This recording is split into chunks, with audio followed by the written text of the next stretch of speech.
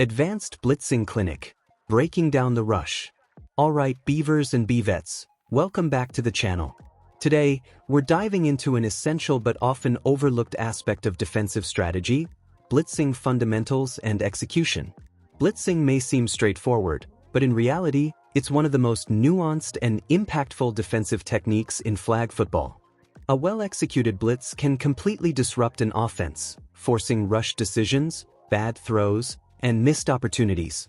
What we're covering: blitz mechanics, breaking down the key components of an effective blitz. Defensive analysis, reviewing film of our defensive players in action.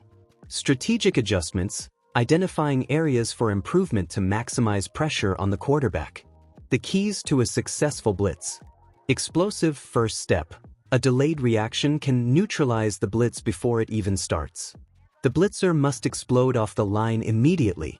Optimal angle and containment, taking the right path to the quarterback while ensuring there's no escape lane. Closing speed, reaching top speed as quickly as possible before engaging with the quarterback's movement. Decision disruption, a successful blitz forces the QB into a rushed or off-balance throw, increasing the chances of an incomplete pass or interception. We'll be analyzing real gameplay footage, highlighting both the strengths and areas of improvement for our defense. Let's refine our technique, execute smarter blitzes, and elevate our defensive presence on the field. Stay locked in and let's get to work. Alright, let's analyze this blitz and break down what went right and what could be improved. We have Melissa coming in as the blitzer, lined up on the quarterback's right side. The key to an effective blitz is immediate acceleration off the line of scrimmage. Right away, we see an issue: the initial burst is too slow. In flag football, every fraction of a second counts, and a delayed start allows the quarterback extra time to make a decision. The objective here should be to sprint at full speed after passing the center, ensuring maximum pressure on the quarterback. Instead, there's hesitation, and by the time the ball is released, there is too much separation between the blitzer and the QB. A more aggressive approach would have forced a faster decision from the quarterback, potentially leading to an incomplete pass or a rushed throw into coverage. Closing the gap effectively is crucial in disrupting timing and execution.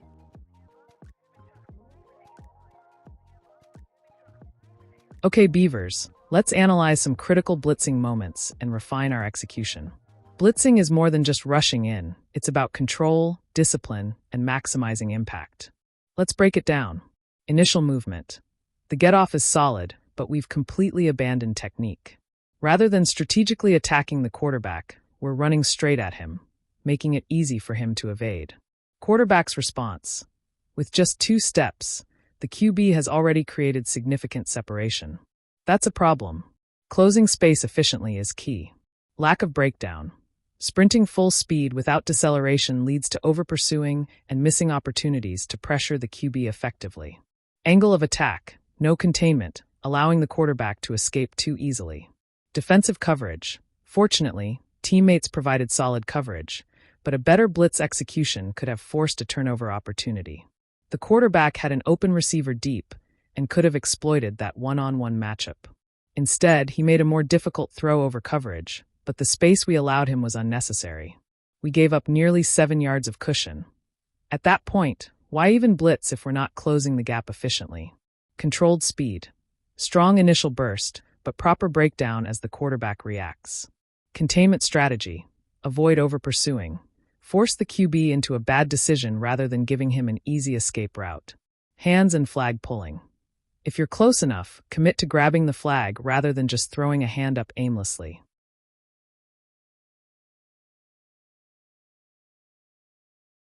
Strong acceleration off the line. This time we see an improvement. Watch what happens. We break down slightly, forcing the quarterback to adjust. As he releases the ball, we get a hand up, disrupting the throw. The result? The pass is off target, delayed, and lacks velocity. He has to throw over us, which disrupts his mechanics. If you look closely, you'll notice the quarterback short arms the throw. He's unable to fully follow through or step into it because of the pressure. This is the impact a well-executed blitz should have. This is the standard we need to maintain. Decent speed off the line, good start. But there are inconsistencies in execution. Let's break it down. Speed is solid, but we're not pairing it with consistent technique. Hands need to be up earlier. If you're closing the gap on the quarterback, your hands should already be in position to disrupt the throw. The later you react, the less effective you are at forcing an errant pass. Breakdown timing is off. We decelerate, but there's no clear intent. If you're breaking down, it should be because you're setting up for a flag pull, not hesitating. So what's the goal here? If you're committing to a blitz, stay aggressive. Either pressure the throw or go for the flag. If you're breaking down, that means you're preparing for a flag pull, so your hands should be actively reaching for it. Right now, we're doing both, but at the wrong times. We're breaking down as if we're going for a flag, but our hands aren't engaged. If we're attacking the throw, our hands should be up immediately, not after we've slowed down. Solution: decide early. Are you forcing a quick throw, or are you pulling the flag? Then, execute with full commitment. This inconsistency makes it easy for the quarterback to adapt and neutralize the pressure. Tighten up the technique, and this becomes a much more disruptive play. Pace in the beginning, solid start. Good initial speed. You establish solid pace early, which is crucial for creating pressure. Decision-making is on point. You recognize that you're close enough to go for the flag, and you commit to it. That's a good read. The pressure forces a short-armed throw. Look at the quarterback's mechanics. His feet are flat, meaning he can't generate power from his lower body. He's unable to step into the throw, which drastically reduces velocity and accuracy. Because of your pressure, the ball doesn't travel as far as intended. A clean, powerful throw might have led to a touchdown. Instead, the ball comes out weaker, giving the defense a chance to make a play. Why this works in a team concept? If you weren't there to disrupt the play, the quarterback likely delivers a stronger pass to the back of the end zone. Football is the ultimate team game. Your pressure forces a weaker throw. Defensive help is in position to take advantage. The result? The play is stopped. Small margins matter. You just barely miss the flag, but your impact on the throw still disrupts the play. Even the slightest bit of pressure can change the outcome. This is why consistency and execution matters. Final takeaway. The pressure was effective, but the next step is finishing. If you can refine your flag-pulling technique while maintaining this level of disruption, you turn a good play into a great one. Strong start, but room for improvement. Good job disengaging and getting off the block. That's a key first step. Good pace. You're moving with urgency, which is what we want. Breaking down when getting close. That's fine, but are we breaking down too much and too early? Over-focusing on the flag. Are we too obsessed with pulling the flag? Yes, sacks are great, but we can make an even bigger impact by getting our hands up. If you deflect the pass, you create a turnover opportunity. Interceptions change games. Hand placement, a crucial adjustment. Plenty of time to read the quarterback. While closing in, get your hands up before he throws. Keep running, but get a hand up. Hands up, hands up, hands up. Why aren't we doing this? If we're locked in on just pulling the flag, we might be missing bigger game-changing plays. A simple deflection can lead to an interception, which is even better than a sack. Reading the quarterback's cues. QB is set. What does that mean?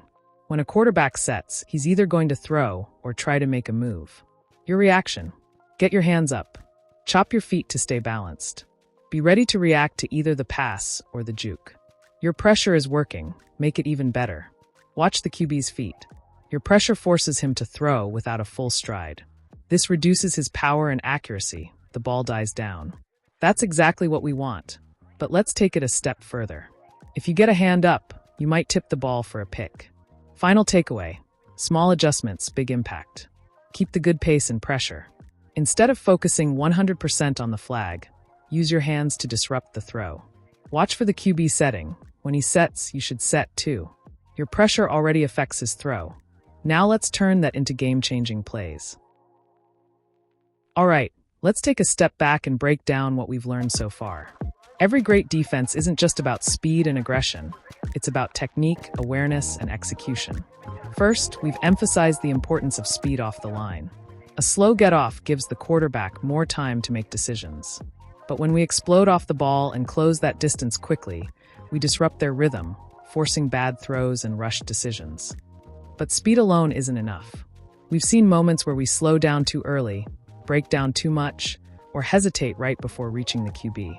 That extra half second can be the difference between a sack, an incomplete pass, or a touchdown. Second, the art of disrupting the throw. We've talked about the obsession with grabbing the flag.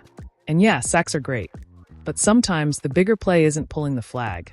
It's getting your hands up and disrupting the throw. When a QB can't step into their throw, the pass loses power and accuracy. If you get your hands up at the right time, you might tip the ball or even force an interception. That's a game-changing moment. Third, reading the quarterback's cues. We've also learned that reading the QB's body language is just as important as rushing with speed. When a quarterback sets his feet, he's either about to throw or make a move. If you're not reacting to that, you're late. So what do? When he sets, we set. Chop the feet, stay balanced, and get your hands up. That's how you force mistakes.